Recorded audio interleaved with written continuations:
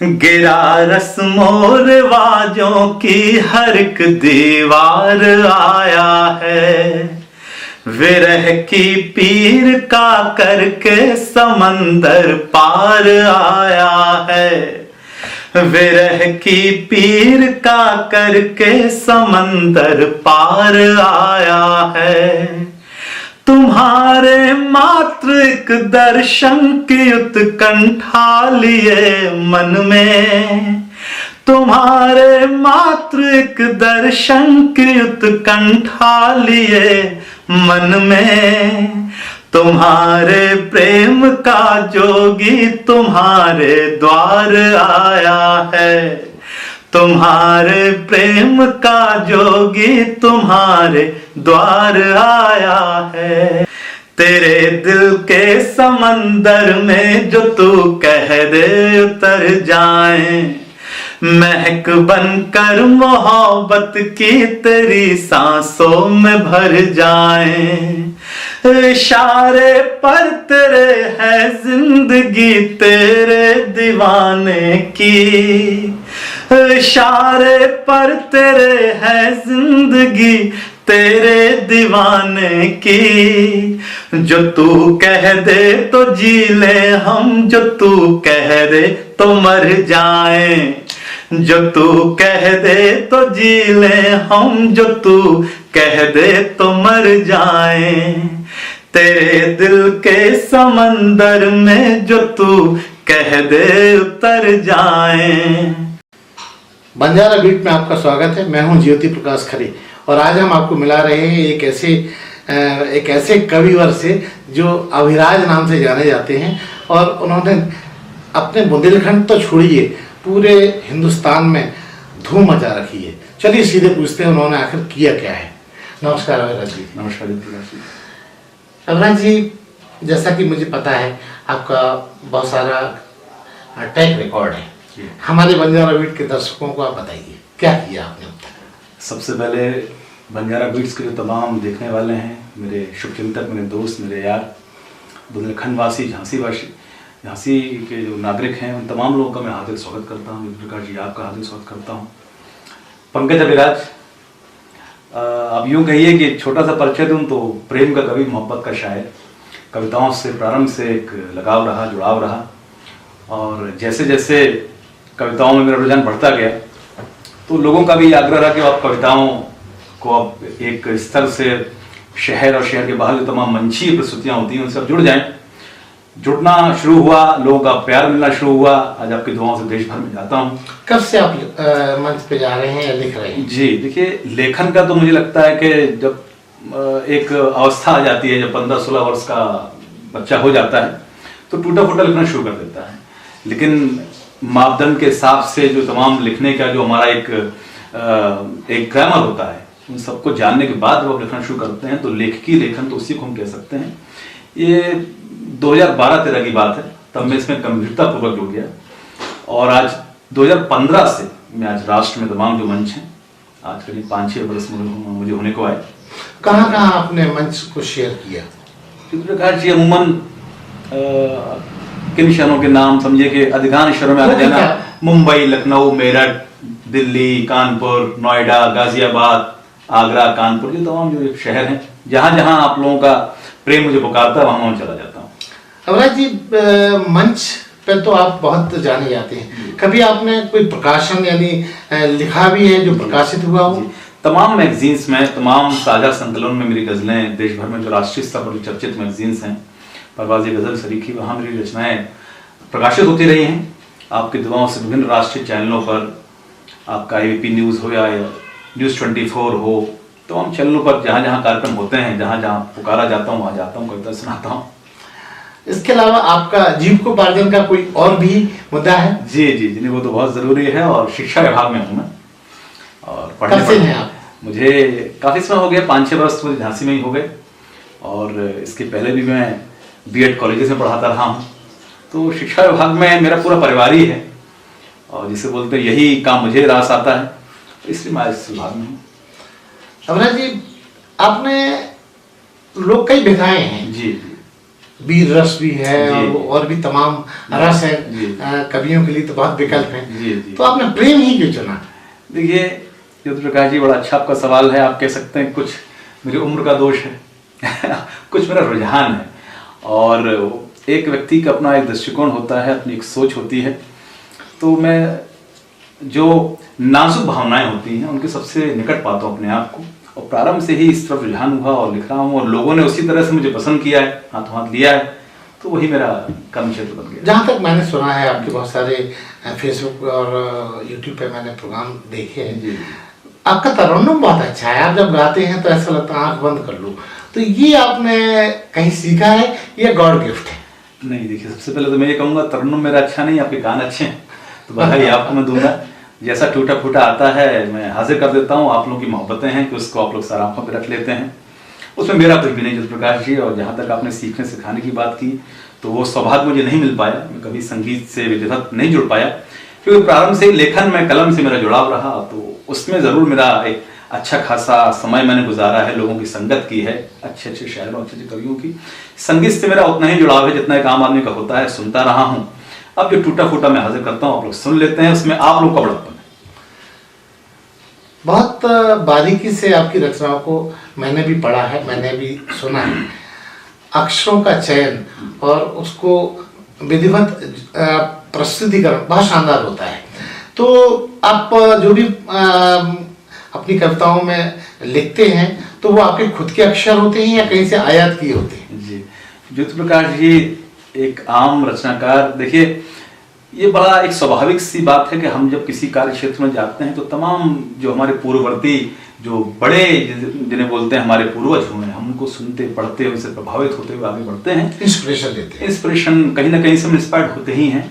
मैं भी तमाम लोगों को पढ़ता रहा, चाहे वो पुरानी पीढ़ी के लोग हो, वर्तमान पीढ़ी के लोग हो, कवि हों, शायर हों, तो सबका कुछ ना कुछ। और फिर इसके पश्चात फिर आती है आपका जो अपनी साधना है, जो थोड़ा बहुत मैं कर पाया हूँ, उसमें कुछ मेरा परिश्रम, कुछ आप लोगों की दुआएं, कुछ जिन लोगों को पढ़ा है उनका एक असर, उनका एक जिसे बोलते हैं कि उनसे जो एक इंस्पिरेशन होती है, वो सब कुछ एक मिला जुला सा कुछ ऐसा होता है जो मैं हासिल कर पाता हूँ।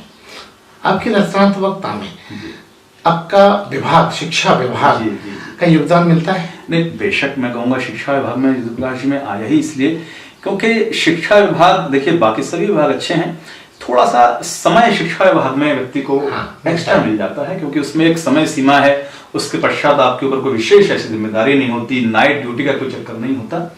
तो मुझे पूरा सहयोग मिला है और मैं बड़ा खुश हूँ इस विभाग में। अच्छा, जैसा कि आपने बताया कि बहुत सारी मंचों पे आपको बाहर जाना होता है, तो विभाग से आपको छुट्टी उट्टी की कोई मुश्किल तो नहीं आती? नहीं नहीं, कोई ऐसा मुश्किल नहीं है। और जिससे अमूमन देखिए ज्योति प्रकाश जी, मैं आपको बताऊं, आपने ये बात गौर की होगी कि जो भी एक अच्छे आयोजन होते हैं वो अधिकांश अवकाश वाले दिन ही रखे जाते हैं। आप गौर करिए, किसी को दीपावली पे कवि सम्मेलन कराना है, किसी को होली पे कराना है, किसी को नवदुर्गे में, तो अमूमन तो उस दिन वैसे अवकाश होता है। ये जो हम लोग कार्यक्रम या रविवार को लोग रखते हैं कि हमारे झांसी में कोई कार्यक्रम होता है, तो लोग पहली प्रेफरेंस क्या देते हैं कि सैटरडे शाम का हो या वीकेंड हो, तो वैसे ही अवकाश होता है। रहा कहीं कोई विशेष परिस्थिति होती है तो उतना छुट्टियां तो हमारे सरकारी में होती हैं, तो उम्र कोई दिक्कत विशेष नहीं आती। अमरनाथ जी जैसे हैं वो तो मंच पे दिखते हैं, लेकिन अंदर से वो कैसे हैं? कुछ अपने अंदर की स्थिति बताएं हमारे दर्शकों को। ज्योति प्रकाश जी बहुत सामान्य सा एक व्यक्ति हूँ, आपके समक्ष हाजिर हूँ, और मैं ये कह सकता हूँ कि भाई जितना मैंने जीवन में सीखा है, मेरे कोई विशेष पूर्वाग्रह नहीं है। जो मुझसे प्रेम से मिलता है उससे मेरी प्रेम से मुलाकात होती है। क्योंकि आप प्रेम के कवि हैं, आप ये कह सकते हैं। कोई बहुत विशेष बड़े सपने मैंने नहीं पाल रखे हैं। मेरे पास जो होता है उतने में खुश रहता हूँ। कविताओं से बेइंतहा मोहब्बत है, और मैं आपको यहाँ ये भी क्लियर करता चलूँ कि कविताओं से मेरा रुझान, मैंने कभी भी आर्थिक रूप से उस चीज को नहीं देखा। कविताओं से मुझे लगाव है, आप कह सकते हैं मेरा मेरा पहला प्यार है कविताएं, इस नाते करता हूँ। बाकी कुछ अगर उससे आजीविका में कुछ सहायता हमको प्राप्त हो जाती है, उस सो फॉर सो गुड होता है। तो आप ये कह सकते हैं एक सहज सरल सा व्यक्ति हूँ, और बाकी तो गुण दोष सभी व्यक्ति में होते हैं, निश्चित रूप से तमाम दोष मेरे अंदर होंगे। अमरनाथ जी के और ऐसे शौक जो लोगों को पता ही नहीं? लोगों से मिलना, आप जैसे खूबसूरत लोग मिलने आते हैं, मुझे अच्छा लगता है, उनसे वार्ता करना अच्छा लगता है। कभी कभार थोड़ा बहुत घूमना फिरना, उसका भी शौक है। टूरिज्म? हाँ। कहाँ घूमे आप? देखिए वैसे तो कार्यक्रमों के सिलसिले में आपको बताया मैंने, आना जाना होता है, तो जहाँ आते जाते हैं वहाँ थोड़ा मोड़ा तो घूम ही लेते हैं। कई बार हम लोग कार्यक्रम शाम को होता है, पहुंच सुबह जाते हैं, तो अब टाइम मिल जाता वहाँ है। सारी व्यवस्थाएं होती है तो घूम लेते हैं। छोटे मोटे जहाँ भी थोड़ा होता है घूम लेते हैं। कोई ऐसी और ख्वाहिश जी। जो आप अभी बिल्कुल नहीं बता रहे हैं और आपको लगता है कि बताना तो चाहिए ही चाहिए? ज्योति प्रकाश जी अगर मैं बताऊं, ख्वाहिश मेरी वाकई ये है कि मैं ये चाहता हूं कि जो नई पीढ़ी है जो कि बहुत वैचारिक रूप से शक्तिशाली है, बौद्धिक रूप से बहुत परिपक्व है, आज की जो जनरेशन है वो हमारी आपकी तुलना में बहुत परिपक्व है। उनका जो विजन होता है बहुत बड़ा होता है, लेकिन साथ में भाषाई दिक्कतें आ रही हैं। आज का जो बच्चा है वो कॉन्वेंट एजुकेटेड है। देखिए मोबाइल ने हमारी भाषा को और सीमित कर दिया। हम सब शॉर्ट में कर दिया। हम हिंदी से अंग्रेजी में आए और अंग्रेजी पर भी नहीं रह पाए, अंग्रेजी हो गई है ना, वहां भी अब इंग्लिश कह लीजिए, अंग्रेजी कह लीजिए, और उसको भी बड़ा कॉम्पैक्ट कर दिया। मैं चाहता हूं कि कुछ ऐसा कविताओं के माध्यम से या भाषाओं के माध्यम से कुछ ऐसा करूं सहयोग, या जो मेरा छोटा सा, एक बहुत छोटा सा व्यक्ति हूं, कि जो नई पीढ़ी है वो भाषाई रूप से सुदृढ़ हो, मजबूत हो।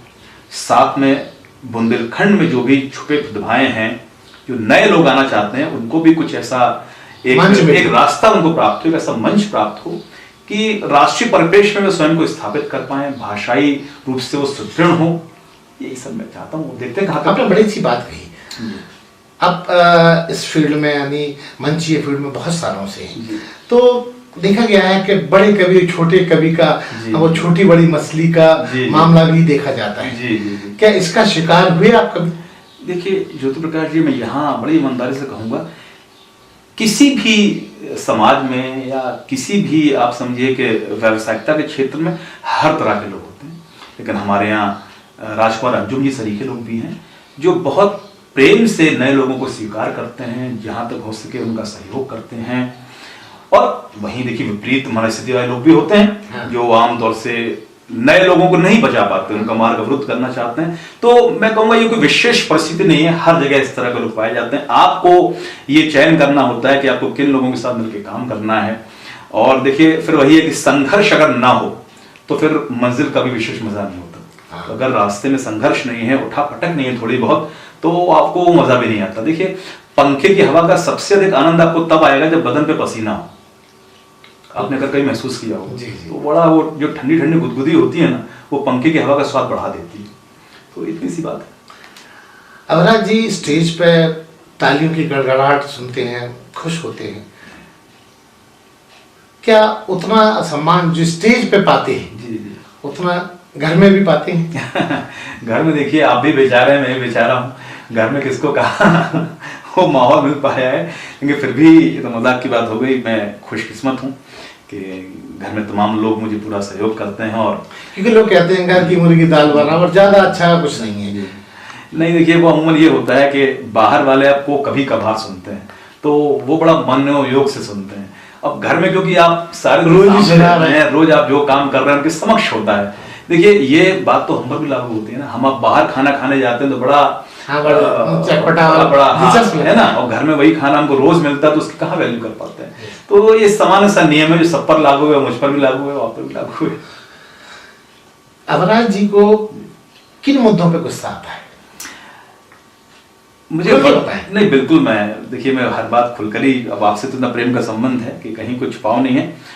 मुझे जो समाज में जो विभाजन होता है, समाज में आप देखिए आज भी मैं देख रहा हूँ, विगत कुछ वर्षों से भी देखेंगे आपको एक विभाजन सा नजर आएगा। पहले लोगों में जिस तरह का एक आपसी प्रेम और सौहार्द हुआ करता था वो कहीं तकनीकी ज्यादा प्रबल हो गया। देखिए पहले आपको ज्योति प्रकाश जी, आप तो बहुत सीनियर पत्रकार हैं, जहां तक मैं भी अपना बचपन याद करता हूँ, लोग चबूतरों पर बैठकर तमाम विषयों पर चर्चा किया करते थे। लेकिन आज वही चर्चाएं सोशल नेटवर्किंग पर सिमट गई हैं। कहीं लोगों का लोगों से जुड़ाव जो एक हुआ करता था उसमें मैं कहूँगा कमी तो नहीं आई है, लेकिन उसका तरीका बदल गया है। पहले लोग प्रत्यक्ष रूप से संपर्क में आया करते थे, लोग मित्रों के यहाँ आया जाया करते थे। आज मित्रों के बजाय आने जाने के वो फेसबुक, ट्विटर, इंस्टाग्राम और फोन कॉल्स के माध्यम से संपर्क साधते हैं, जिसमें वो मिठास तो कतई नहीं आ सकती कि देखिए हम आप सामने बैठ के बात कर रहे हैं, इसका मजा कुछ और है, इसका आनंद कुछ और है। तो ये सारी चीजें कहीं ना कहीं मन को द्विलित करती हैं, लेकिन मैं समझता हूँ कि समय की मांग है, समय आगे आगे बढ़ रहा है तो जाहिर कुछ बदलाव आएंगे। ये सब कुछ चीजें हैं अब बाकी तो देखिए समाज है, इसमें उतार चढ़ाव घटाव बढ़ाव लगा रहता है, जो है अच्छा है। अमराज जी के व्यक्तित्व में मैं देख रहा हूँ चेहरे पे एक दाढ़ी भी है। इस दाढ़ी को रखने का क्या रहस्य है? क्या इससे ज्यादा रोमांटिक फील की जा सकती है? नहीं भाई, ऐसा तो कुछ नहीं है, मैंने तो इसका कोई विशेष कारण नहीं है। बस अब यूं समझ लीजिए कि शेविंग करने में थोड़ा आलस मुझे ज्यादा आता है। आपकी तरह अथक परिश्रमी नहीं हूं मैं कि आप शेविंग नहीं, कुछ लोगों का कहना है कि मैं ऐसा रखने से और ज्यादा रोमांटिक लगता हूँ और ज्यादा अट्रैक्टिव लगता हूँ, तो ये रहस्य आपके साथ भी जुड़ा हुआ है? नहीं, मैं तो बहुत सादा, देखिए आपके समक्ष हूँ, बहुत सादा दिखने वाला व्यक्ति हूँ और ऐसा कुछ विशेष तो मैंने कभी सोचा नहीं। बस यूं समझ लीजिए कि मुझे विशेष शेविंग करने का जो समय है मैं उसमें उतना इंटरेस्टेड नहीं हूँ, तो पड़ी रहती है। अमराज जी ने अभी जहाँ बहुत सारे स्टेज पे प्रोग्राम दिए, सम्मान कहाँ कहाँ मिला आपको? जी जी जी, ज्योति प्रकाश जी, तमाम आप लोगों की मोहब्बतें जुड़ी रहती हैं। अब आपका प्रश्न है, जहाँ जहाँ जाता हूँ वहाँ आप लोगों की मोहब्बतें मिलती हैं, मोहब्बतें सम्मान ही हैं। आप ये समझिए कि जिन जिन शहरों में गया लोगों ने बड़ा प्रेम से सुना और सम्मानित करते हैं, तो तमाम बाकी आपको ऊपर नजर ही आ रहा, तमाम चीज़ रखी हुई। बहुत सारे स्टेजेस को आपने जब शेयर किया है, तो आपको कुछ ऐसा वाकया जो आपको अनूठा रहा हो, आपको लगा हो कि अविराज में दम है, वो शेयर कीजिए। ज्योति प्रकाश जी, अमूमन हम कार्यक्रमों में जाते हैं, कभी आप अपनी एक्सपेक्टेशन से अच्छा परफॉर्म करते हैं, कभी आप एक्सपेक्टेशन माहौल, देखिए क्या होता है भाई साहब, मैं यहाँ ये भी कहूँ, कविताएं वही होती हैं, लेकिन कभी कभी हमारे क्रिकेट की भाषा में बोला जाता है कि आदमी आज वो फला क्रिकेटर फॉर्म में है ना, पिच उसके अनुकूल है, श्रोता या दर्शक या बॉलर उसके अनुकूल है, तो ये हर तरफ काम करता है। तो यहाँ भी कभी कभी श्रोता आपके मन के होते हैं। अच्छा, कभी कभी मैं बताऊं, मैं एक कार्यक्रम में गया, वो पेंशनर्स डे का कार्यक्रम था, तो आप समझ सकते हैं कि अधिकांश वहाँ सीनियर सिटीजन्स हैं और सीनियर सिटीजन्स प्रेम की कविताओं पे कितना रिएक्ट करेंगे आप अंदाजा लगा सकते हैं। तो वहाँ बड़ी मुश्किल आई मुझे, उनको वो जो सीनियर सिटीजन प्रेम से वंचित हो जाते हैं वो जो दबी छुपी भावनाएं थी उनको दोबारा जागृत करने में, उनको उनका इतिहास याद दिलाने में थोड़ा परिश्रम मुझे विशेष करना पड़ा। जीते? हाँ, निश्चित रूप से दुआएं काम आई, मोहब्बतें वहां भी मिली। कभी कभी दर्शक आपके अनुकूल होते हैं, कॉलेज का कार्यक्रम हो या सब कुछ ठीक ठाक होता है। मुझे लगता है कि प्रेम की कविताएं आमतौर पे नई पीढ़ी को बहुत मजा देती है। जो नई पौध होती है वो इसको दिल से सुनती भी है और महसूस करती है। क्या आप मानते हैं ऐसा होता है? नहीं, ऐसा आप ये समझिए कि काफी हद तक आपकी बात बहुत सही है कि उस उम्र विशेष में उन भावनाओं का महत्व कुछ अधिक हो जाता है। लेकिन हाँ, मैं ये जरूर नहीं मानूंगा कि प्रेम का सिर्फ उस विशेष लोगों से संबंध है। मैं तो देखता हूं कि जो घर गृहस्थी वाले लोग हैं वो विशेष का आनंद कई बार ले लेते हैं, अगर उनको तरीके से वो कविताएं सुनाई जाएं और वो समय उनके अनुकूल हो, उनका मन सुनने के अनुकूल हो, तो वो कविताएं सभी बड़े प्रेम से सुनते हैं और सबको उनका बड़ा आनंद आता है। अमराज जी, आगे की आपकी क्या योजनाएं हैं? क्या कुछ नया करने का आपने ठान रखा है? देखिए, ऐसा तो कुछ मैं बताऊं कि विशेष ऐसा कोई लक्ष्य लेकर मैं नहीं चल रहा हूँ। यही कविताएं करनी है, शायरियां करनी है और लोगों तक प्रेम बांटना है और सबको आपस में जो एक प्रेम सौहार्द का वातावरण है वो किस तरह से उसको निर्मित करने में एक कवि, एक शायर के रूप में मैं अपना कंट्रीब्यूट कर सकता हूँ, योगदान दे सकता हूँ।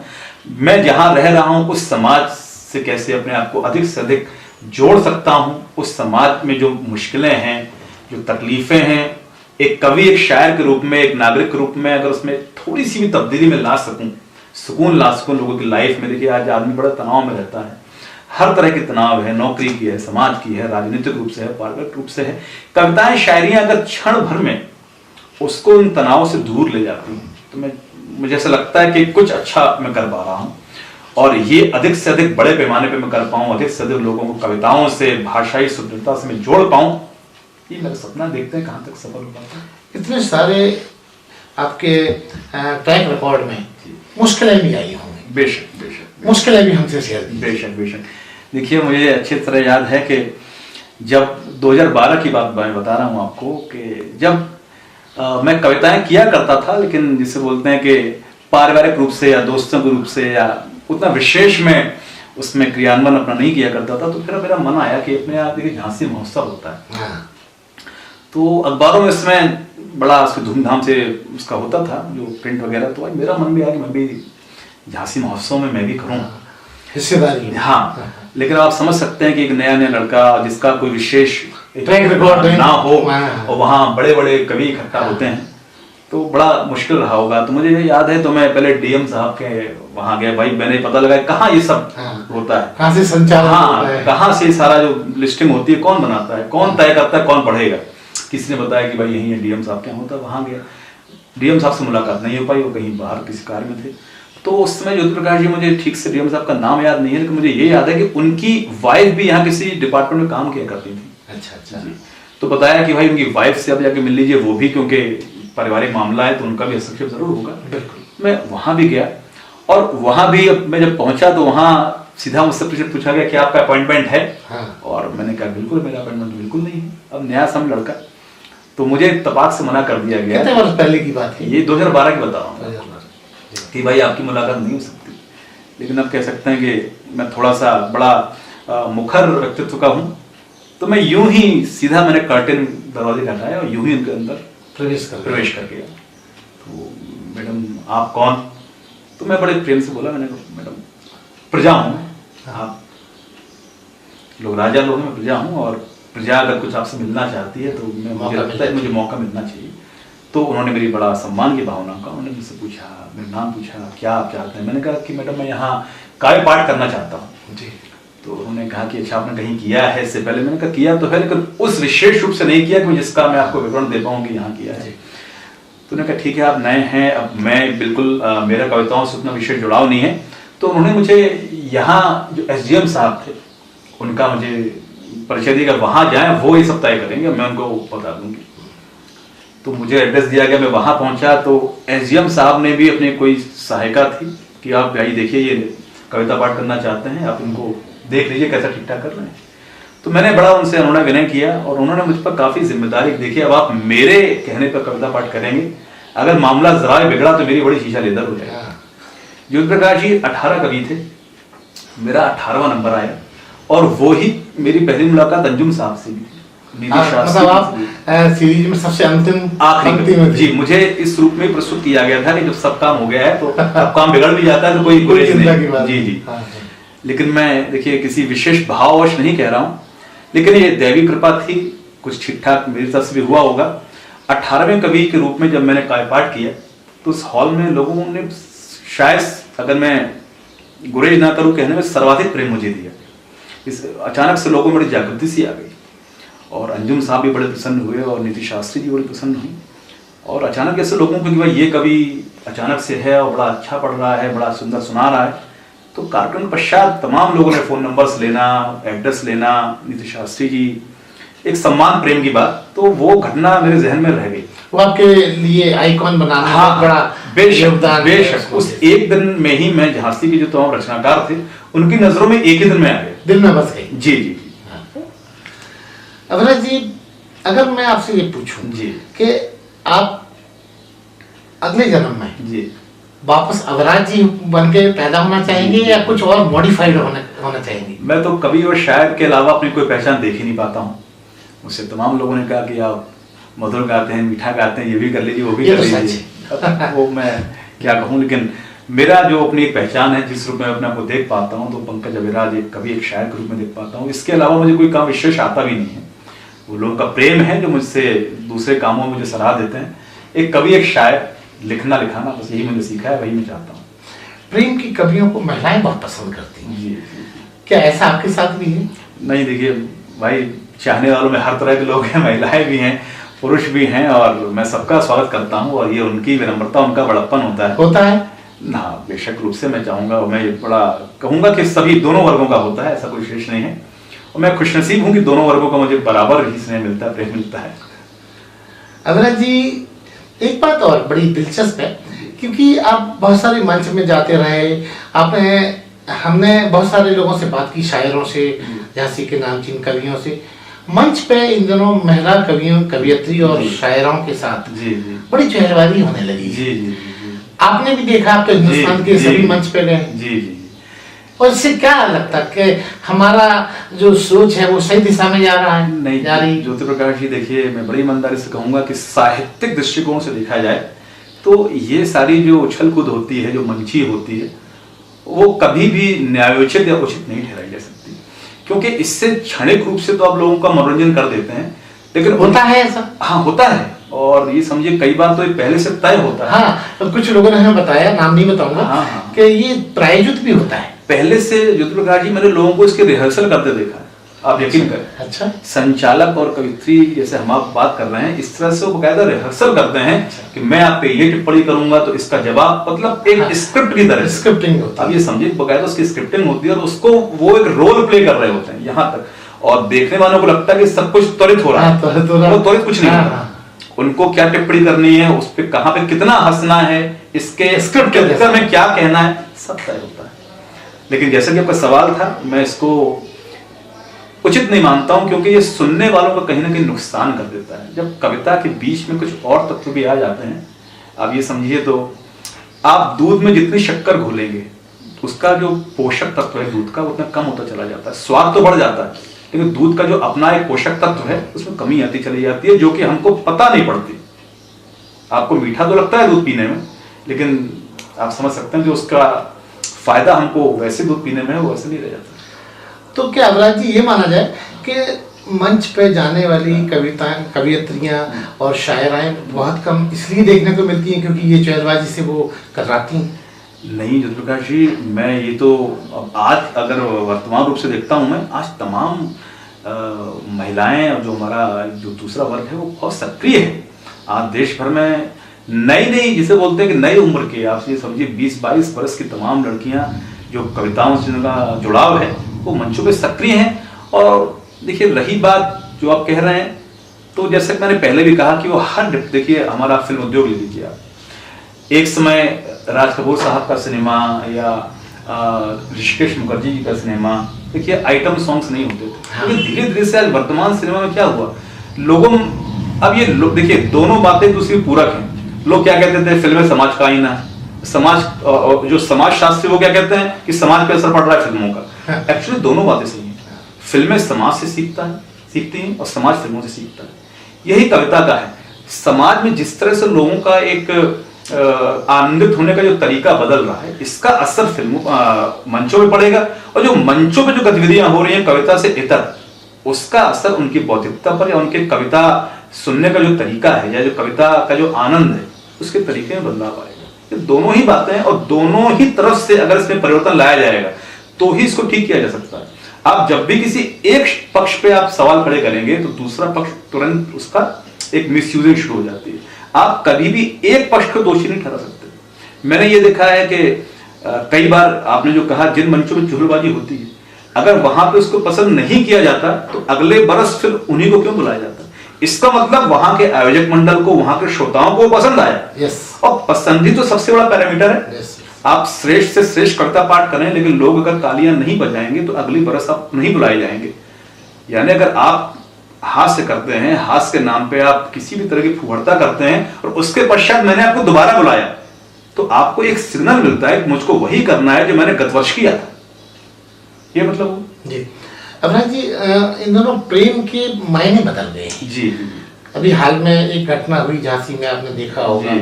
एक ट्रायंगल था जिसमें 2 बच्चों की हत्या हुई है। जी। आप प्रेम की कवि हैं, क्या कहना चाहेंगे? ये कैसा प्रेम है कि तू मेरा नहीं तो तू किसी का नहीं? जी। ऐसा हो रहा है? बिल्कुल, समाज में जो परिवर्तन आ रहे हैं, जो लोगों की जो भावनाओं में जो परिवर्तन आ रहे हैं, उसका असर देखिए हर तरह की चीजों में पड़ रहा है। प्रेम भी उससे छूता नहीं है। आहत होता है ऐसे मन। बेशक, देखिए मैं तो उसको, अगर आप सोचें तो हमने उसको शाब्दिक रूप से प्रेम कहा जरूर है, लेकिन वो प्रेम कहा जा सकता नहीं है। वो प्रेम नहीं है, प्रेम जैसा कुछ है। वो आप कहें कि एक पागलपन है, एक जुनून है। उस व्यक्ति को अपने प्रति पूरी तरह से उसको अपने अधिकार में ले लेना, उस भावना को प्रेम नहीं। प्रेम में तो आप स्वतंत्र करते हैं। प्रेम में उस व्यक्ति को आप छूट देते हैं कि वो अपना जीवन सुखमय, जब आप उसके जीवन पे अपने अधिकारों को आप लाद दें, उस पर आप हावी हो जाएं, तो उस प्रेम तो नहीं कहा जा सकता। प्रेम इससे बहुत ऊंची चीज है। प्रेम व्यक्ति को प्रेम देने का नाम है, ना कि उससे प्रेम छीनने का नाम है। इन दोनों आप मानते हैं कि प्रेम की परिभाषा लोगों ने चपटी कर दी है? जी बेशक। आज देखिए, आज तो यह है कि हमारे कहा जाता है कि सुबह सोशल नेटवर्किंग पर हाई लो करते हैं और शाम को रेस्टोरेंट में वो लोग कोल्ड ड्रिंक या कॉफी पीते हैं और उसको वो प्रेम का नाम देते हैं, और एक हफ्ता आते आते आते वो लोग अपने अपने रास्ते बदल लेते हैं। प्रेम नहीं है। प्रेम के प्रति लोगों का जो मानसिक, जो उनका दृष्टिकोण है, वो परिवर्तित होता चला जा रहा है। इन्हीं सब चीजों को तो हमको समाज को कहीं ना कहीं संस्कारित करना है।